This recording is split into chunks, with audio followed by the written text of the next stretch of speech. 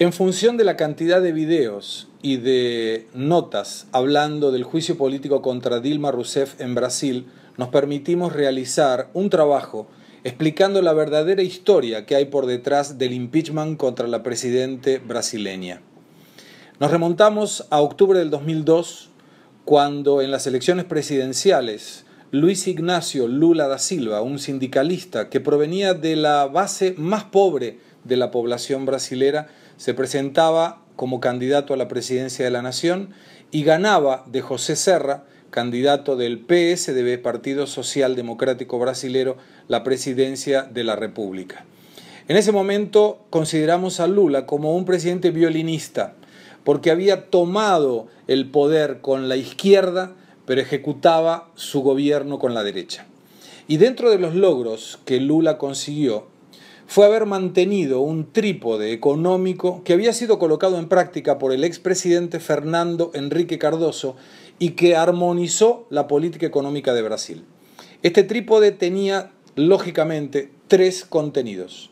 El primero era libertad de cambio. Después de la desvalorización del real en 1999, el mercado se regía por la ley de la oferta y la demanda, con alguna intervención del Banco Central para evitar que el dólar pudiera subir o bajar mucho. La segunda pata era la meta inflacionaria. Brasil tenía una meta determinada del 4,5% al año, 2% para abajo y 2% para arriba. Quiere decir que la meta máxima anual que podía tener la economía brasilera era del 6,5%. El tercer pie se refería al superávit fiscal.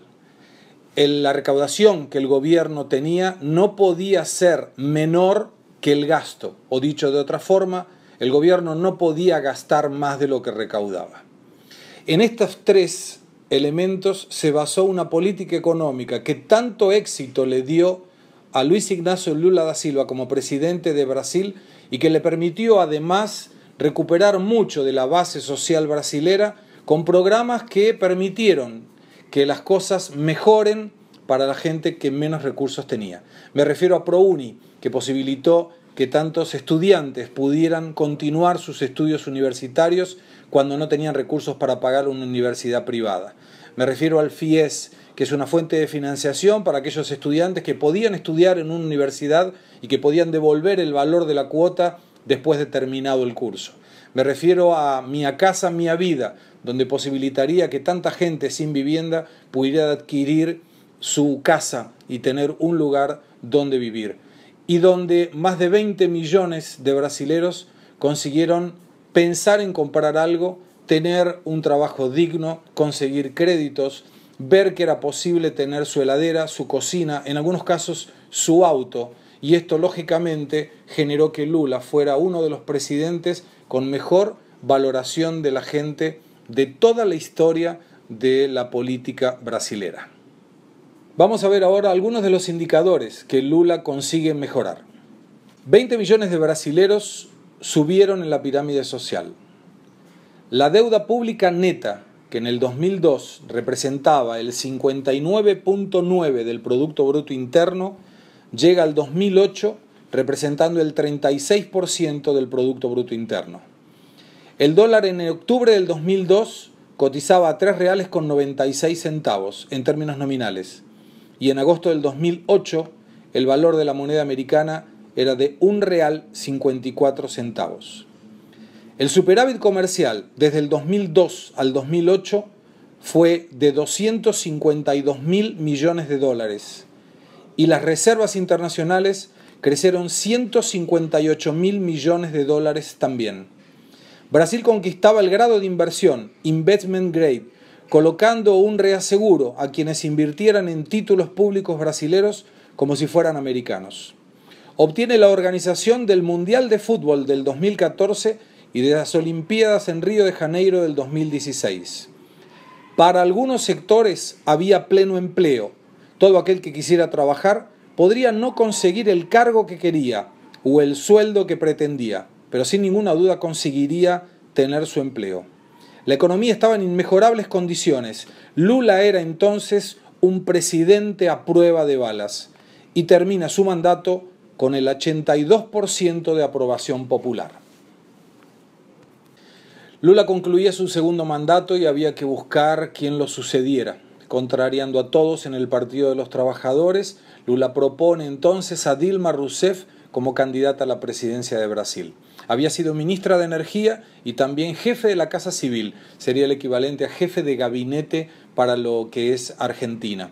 En ese momento Dilma entonces gana las elecciones del 2010, ganando por el 56.05% de los electores contra el candidato también del PSDB, José Serra. Los 2 primeros años fueron tranquilos, mantuvo la misma política económica que su antecesor, Lula, pero después comienza a querer colocar su sello en la forma de administrar Brasil y cambia la matriz económica. Aumenta entonces la expansión del crédito, le da beneficios fiscales a determinados sectores y, lo más importante, descuida el gasto público. Cuando se altera la matriz económica, comienza a perderse entonces el primero de los 3 pilares del trípode anterior y vuelve a Brasil la inflación. Preocupado con el índice de inflación, el gobierno Dilma Rousseff entonces aumenta la tasa de referencia denominada tasa Selic y provoca entonces que una economía que venía a 200 km por hora se encuentre con una pared de cemento que de alguna manera contraía drásticamente la demanda. En ese caso entonces las industrias que venían produciendo con un ritmo de demanda previsto se encuentran con una cantidad de stock que no conseguían vender. Al no necesitar producir tanto, no necesitaban tanta gente y comienzan a suspender o a echar. Esa gente que era suspendida o echada dejaba de consumir y cuando alguno sabía que algún pariente había sido despedido, dejaba de consumir por las dudas él fuera el próximo. De esa manera entonces las empresas vendían menos y el gobierno recaudaba menos, pero seguía gastando igual. Y ahí se pierde el segundo pie del trípode económico anterior. Había nuevamente en Brasil déficit fiscal. Viene el año 2014. El 17 de marzo de 2014 se inicia formalmente la operación Lava Jato, en que el juez Sergio Moro de Curitiba comienza a investigar a partir de una ley sancionada por Dilma Rousseff en agosto del 2013, me refiero a la ley del arrepentido, casos de corrupción que se daban en la empresa estatal Petrobras. En ese momento entonces se aproximaban las elecciones del 2014 y el proyecto del Partido de los Trabajadores debía mantenerse, cueste lo que cueste, según dijo el propio expresidente Lula da Silva. No era posible para Dilma Rousseff decir que las cuentas públicas no estaban bien, sobre todo porque para hacerlo, en función de la ley de responsabilidad fiscal, necesitaba tener autorización del Congreso para poder tener formalmente un déficit fiscal en las cuentas del gobierno. Y lo que optó por hacer es lo que se denomina en Brasil pedaladas fiscales o maquillaje en las cuentas públicas, permitiendo que bancos públicos paguen beneficios sociales a los trabajadores y paguen gastos corrientes del gobierno, que de ser registrados en la contabilidad pública generarían el famoso déficit fiscal. Esta es la base para el juicio político de Dilma Rousseff y vamos a ver en un gráfico el aumento de las famosas pedaladas fiscales. ¿Qué son entonces pedaladas fiscales? Son atrasos ocurridos en los repases de recursos del Tesoro Nacional para bancos públicos, porque estos bancos públicos habían pagado gastos del gobierno. Si observamos en el gráfico, vamos a ver que de hecho todos los presidentes, desde el 2001, Fernando Henrique Cardoso, pasando por el primer gobierno de Lula, pasando por el segundo gobierno de Lula, tenían este hábito de financiar gastos corrientes con los capitales de los bancos públicos. Ocurre que a partir del 2008, el gobierno de Lula utiliza para estas pedaladas fiscales 2.311 millones de reales. ¿Por qué en ese momento no había ninguna posibilidad de utilizar este recurso para un eventual juicio político contra Lula da Silva? Porque la economía estaba esplendorosa. Nunca Brasil había pasado por un momento tan completo de su economía y de una manera que la gente, la población brasilera, estuviera sintiéndose tan bien económicamente hablando. Cuando asume Dilma Rousseff en el primer gobierno, utilizó 12.948 millones de reales para financiar gastos del gobierno a partir de los bancos públicos y llega en el 2014 a 52.236 millones de reales utilizando recursos de bancos para efectivamente pagar gastos del gobierno. Esta es la base jurídica para el inicio del juicio político contra Dilma Rousseff. Como el año 2014 se refería al gobierno anterior, se inicia nuevamente un pedido de juicio político mencionando las pedaladas fiscales del 2015, donde el valor que se había utilizado representaba 11.311 millones de reales. Dilma gana las elecciones presidenciales del año 2014 y uno de los motivos que llevó a ganar a Dilma, a pesar de por muy poco margen las elecciones, fue la campaña del miedo. Referirse al candidato Aécio Neves como quien haría cosas de la economía que no serían buenos para la población, entre ellas aumentar las tarifas públicas, retirar beneficios sociales y aumentar la tasa de interés. Fue exactamente lo que Dilma Rousseff hizo a partir del momento que ganó su segundo mandato, la reelección. Y es en ese momento que Dilma comienza a aislarse, comienza a estar peleada con todo el mundo. Se pelea con su pueblo porque pierde gran base de su alianza electoral, de manera que la gente que la había votado no la quería más. No quería que ella hiciera lo que hizo y por eso apenas el 10% de la población brasilera aún le daba su apoyo. Se peleaba con el Congreso. Dilma nunca fue una buena articuladora y coloca precisamente como un nexo entre el Ejecutivo y el Congreso a su vicepresidente Michel Temer. Se pelea también con el Partido de los Trabajadores, porque contrariando la mención del partido, ella descuida las cuentas públicas, descuida aquel famoso trípode y de esa manera se pelea con su único aliado importante, su mentor Lula da Silva. Ese era el principio del fin. A partir de ahí, y sin el apoyo de este trípode de libertad de cambios, de meta de inflación y de superávit fiscal, Brasil y su economía debían apoyarse solamente en una de las patas de ese trípode.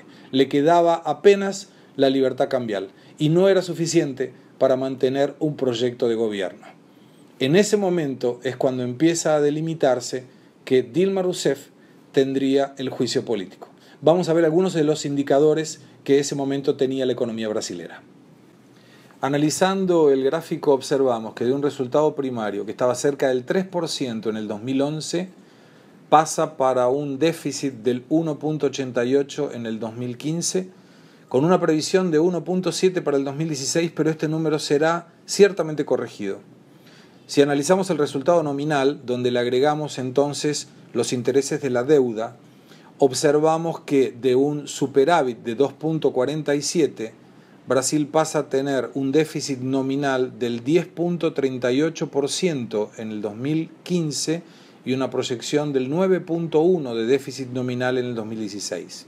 Y lo más grave, la relación entre la deuda y el Producto Bruto Interno representaba 51.3% en el 2011, llega al 66.52% en el 2015, con una proyección de superar el 70% en el 2016. Los últimos dos indicadores, el Producto Bruto Interno, de haber crecido en el 2011 el 3.9%, pasa a un crecimiento neutro prácticamente del 0.1% en el 2014, un decrecimiento del 3.8% en el 2015 y una proyección que podría superar el 4% en el 2016. Analizando el desempleo y considerando un indicador del 6.8% en el 2014, vemos que en prácticamente 2 años la tasa de desempleo se duplica, llegando a superar el 11% en el 2016, generando que casi 12 millones de brasileros no consigan trabajar. ¿Cuáles son los últimos 2 acontecimientos que sellarían el destino de Dilma Rousseff? El primero, nombrar a Lula da Silva como jefe de gabinete o jefe de la Casa Civil, con un problema.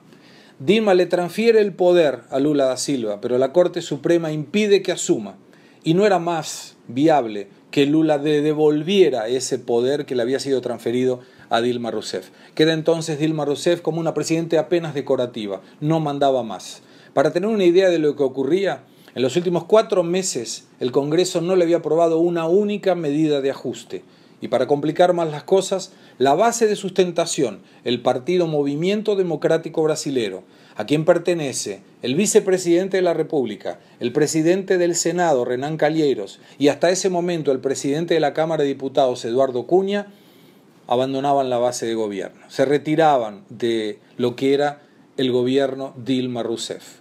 Había tenido unos meses atrás Eduardo Cunha la osadía de haber iniciado el juicio político y la Corte Suprema de Justicia ratificaba el rito, determinaba cómo debía ser la secuencia para que este juicio político sea constitucional.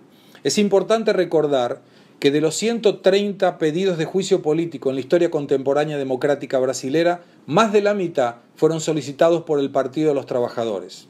Fue el Partido de los Trabajadores que propició el juicio político contra el expresidente Fernando Collor de Mello en 1992.